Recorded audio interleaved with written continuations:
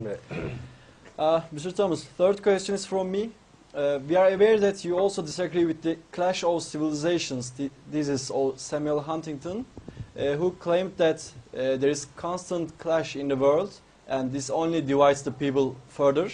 What do you think about Huntington's thesis, who actually referred to a possible war between the Muslim and the Christian world? Well, I think that that really got a lot of attention, but it is flawed in a number of aspects. One of the aspects I would say, and I'm a political scientist, so I have to look at the numbers.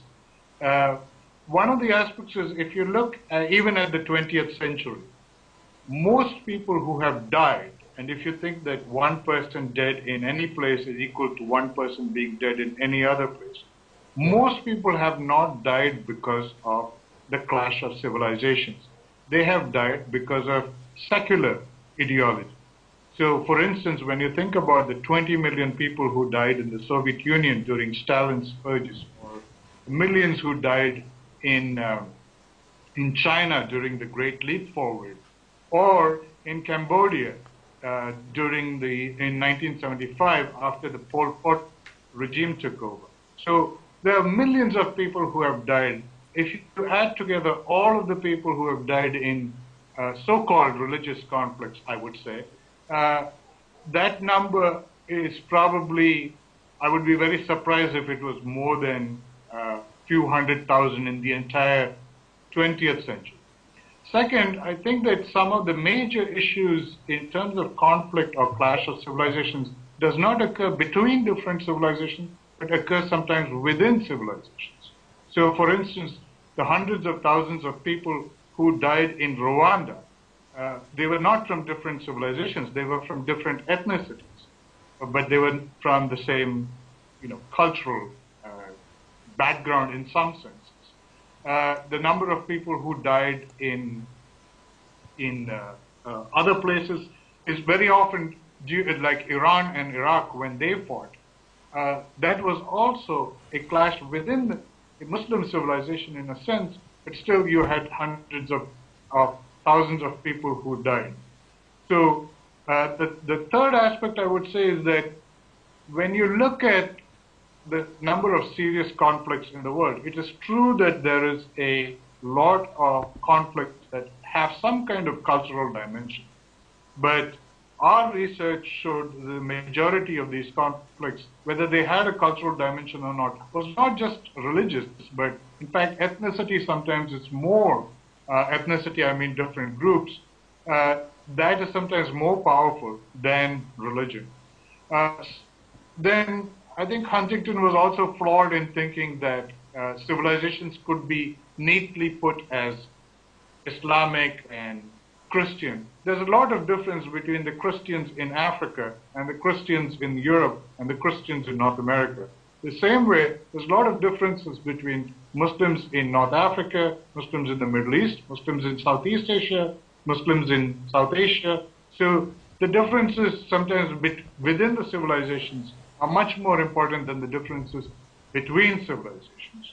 And even if you look at it from a long historical point of view, and Zachary Karabel has written a book on this, if you look even between the Muslim world and the Christian world, or the West, over the 1400-year period since Islam came into being, actually the number of years of coexistence and cooperation is much less than the number of years of fighting between the two.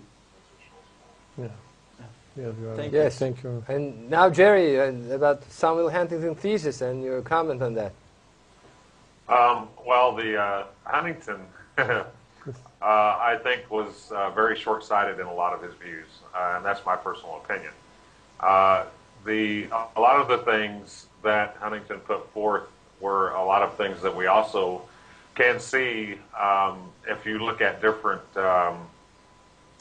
I don't really want to say hate sites, that's kind of strong, but there are a lot of groups that have romantic notions about other countries and other cultures and other societies.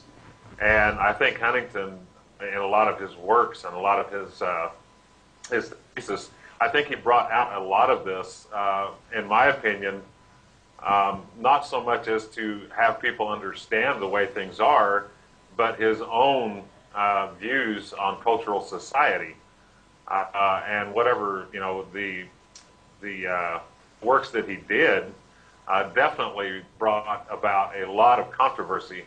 A lot of his works, really, they weren't pro-Western or pro-Middle Eastern or anti-Western or anti-Middle Eastern just per se, but overall, one of the quotes you can take from Huntington is, "A government which lacks authority will have little ability short of cataclysmic crisis to impose on its people the sacrifices which may be necessary." And that's just one quote from Huntington, and to decimate that quote, to go into it and take something like that and really look at that kind of a quote, what he's basically, what you could be saying there is that socialism should be the order of the day. And when you look at this, and you look at a lot of Huntington's works, there's a lot of Marxism and fascism that I think are associated with Huntington and his views. The thing of a cultural war, I think, is really a short-sighted view on Huntington's part. I said I have no love lost for Samuel Huntington, but I think a lot of his views were slightly racist in ways. He does bring about in his works and in his thesis a lot of things that people need to look at. And so I'm not going to say his works are a bad thing, because what it does is it does bring about discussion. But as far as a clash between cultures, I think that is something that is kind of a fringe outlook, because the clash that we have majorly and through a lot of culture is not just the social, geopolitical, or geoeconomic circumstances that we have throughout the world. It is the uneducated view that a lot of people have of other societies. Yeah. People don't have today, even with the information age we have with computers and with all the technology, people are getting to know more and more.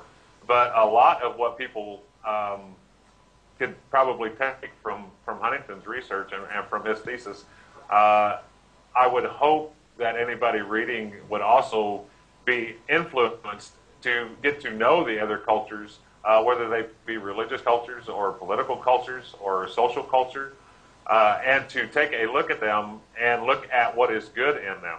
Because a lot of what Huntington brought forth in his thesis was mostly the bad things that happened in the world.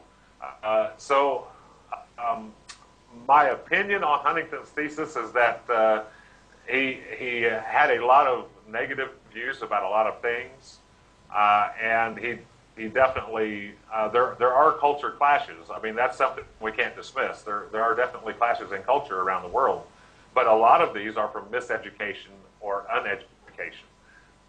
So thankfully we have people like our guests here today in our shows, and a few others. There are a lot of other people that are speaking up now that are remedying this situation, and people are learning more about other cultures and social classes. So I can't agree with Huntington's theory, because we're proving it wrong having the show we're having today. Yeah, of course. I mean, there is no reason for a clash, and in fact, there are many civilizations that existed in the past without clash. And according to Islam, Allah says that Allah created different tribes and nations and different cultures just to know each other, yes. not to clash. There is no reason to clash. And in fact, in the Judeo-Christian faith, which is the basis of Western culture, is not in clash with Islam, for example. On the contrary, it is complete compliance with Islam.